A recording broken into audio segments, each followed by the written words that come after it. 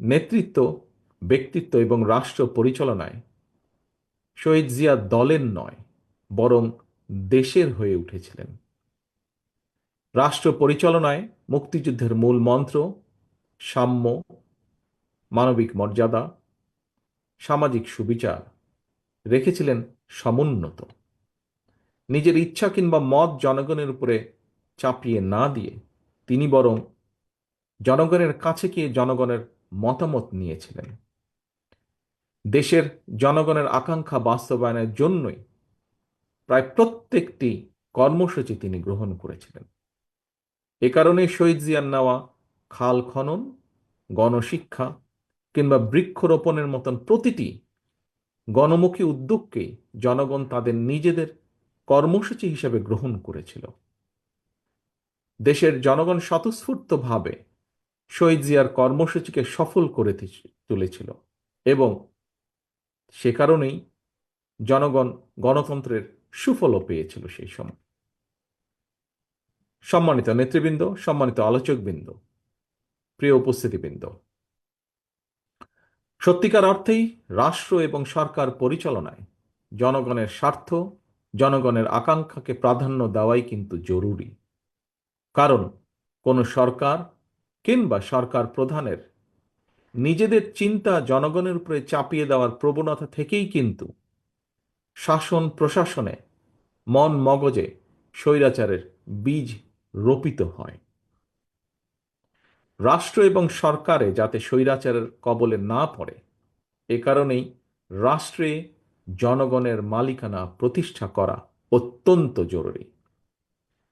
জনগণের ভোটে জনগণের কাছে জবাবদিহিমূলক সরকার প্রতিষ্ঠার মাধ্যমে একমাত্র রাষ্ট্র এবং সরকারকে জনগণের কাছে দায়বদ্ধ করা যায়।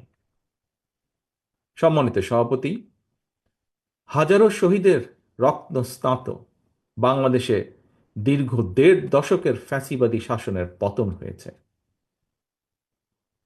একটি অন্তর্বর্তীকালীন সরকার দেশ পরিচালনা করছে বর্তমানে। গণ অভ্যুত্থানের পর বিশেষ পরিস্থিতিতে দায়িত্ব নেওয়া এই সরকার হয়তো বৈধ, তবে এই সরকার কোনোভাবেই কিন্তু জবাবদিহিমূলক নয় এবং জনগণের কাছে এই সরকারের জবাবদিহি করার কোনো সুযোগও নেই। দেশের বর্তমান অন্তর্বর্তীকালীন সরকার ১০ মাসেও জাতীয় নির্বাচনের সুস্পষ্ট তারিখ ঘোষণা করেনি। ফলে রাষ্ট্র এবং রাজনীতিতে এক ধরনের অনিশ্চয়তা সৃষ্টি হয়েছে এবং এই অনিশ্চয়তা সৃষ্টি হওয়ার কারণেই আমরা যদি খেয়াল করি, দেশে অর্থনৈতিক কর্মকাণ্ড বলা যায় প্রায় স্থবির হয়ে পড়েছে। জনগণের ভোটে নির্দিষ্ট মেয়াদের একটি স্থিতিশীল সরকার না থাকায় দেশে কাঙ্ক্ষিত বিনিয়োগও হচ্ছে না। আমরা এখানে উপস্থিত প্রায় প্রত্যেকেই গণমাধ্যমে খবরে দেখেছি, ব্যবসায়িক সংগঠনগুলো বলছে নানা কারণে ইতিমধ্যেই শত শত শিল্প কলকারখানা বন্ধ হয়ে গিয়েছে। আরো অনেক কলকারখানা বন্ধ হওয়ার উপক্রম হয়ে পড়ছে। বিভিন্ন সেক্টরে এ ধরনের অস্থিরতা বিরাজ করছে। জনগণ তাদের সমস্যা সম্ভাবনার কথা সরকারের কাছে তুলে ধরার বা বলার কোনো সুযোগ তারা পাচ্ছে না। সম্মানিত সভাপতি, সম্মানিত নেতৃবৃন্দ, অন্তর্বর্তীকালীন সরকারের উপদেষ্টাদের সঙ্গে স্বাভাবিক কারণেই জনগণের কোনোই যোগাযোগ নেই। বিভিন্ন শ্রেণী পেশার মানুষের সমস্যা সম্ভাবনা কিংবা দুঃখ দুর্দশা সম্পর্কে অনেক উপদেষ্টাই ওয়াকেফাল নন। তারা অফিসে বসে ফাইলপত্র দেখে জনগণের সমস্যা চিহ্নিত করে সমাধানের চেষ্টা হয়তো কেউ কেউ করছেন। জনগণের সঙ্গে সরাসরি যোগাযোগ ছাড়া প্রশাসন নির্ভর, ফাইল নির্ভর বা ফাইল ওয়ার্ক দিয়ে সকল সমস্যার সমাধান যদি করা যেতই, তাহলে তো নিশ্চয়ই রাজনৈতিক দল বা রাজনীতির প্রয়োজন হতো না।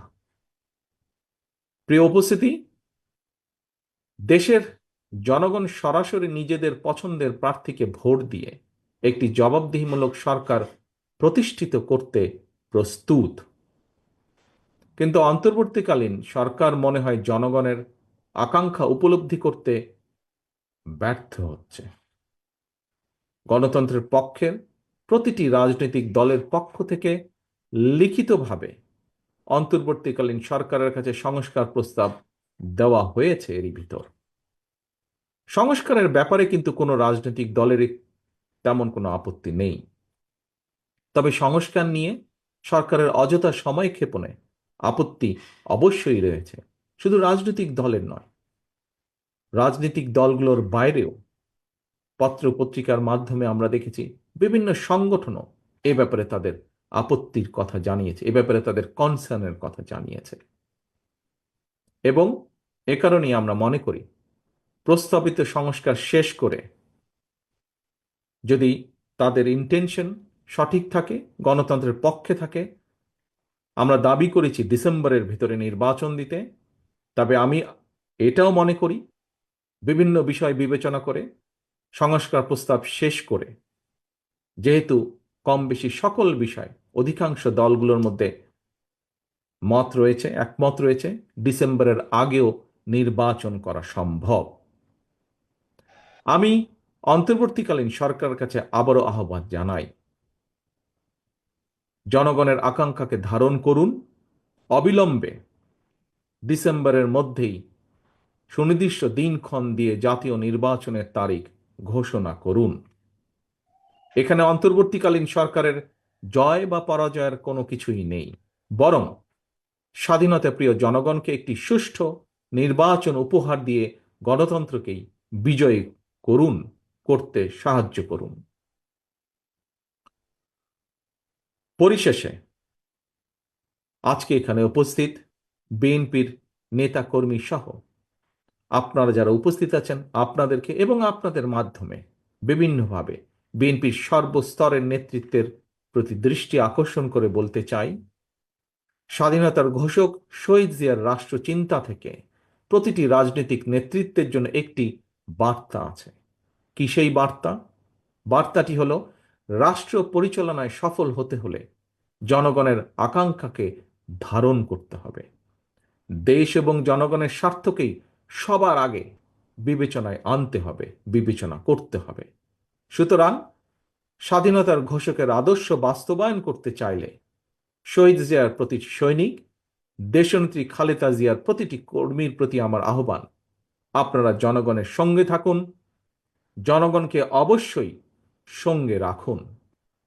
প্রিয় দেশবাসী, বক্তব্য শেষে আমি একজন সন্তান হিসাবে শহীদ রাষ্ট্রপতি জিয়াউর রহমানের রুহের মাগফিরাত কামনা করছি। আপনাদের কাছে তার জন্য আল্লাহর দরবারে দোয়া কামনা করছি এবং এই দোয়া কামনা, রুহের মাগফিরাত কামনার মাধ্যমে আমার বক্তব্য আমি শেষ করছি। আল্লাহ হাফেজ। বাংলাদেশ জিন্দাবাদ। বাংলাদেশ জাতীয়তাবাদী দল জিন্দাবাদ। শহীদ জিয়া অমর হোক।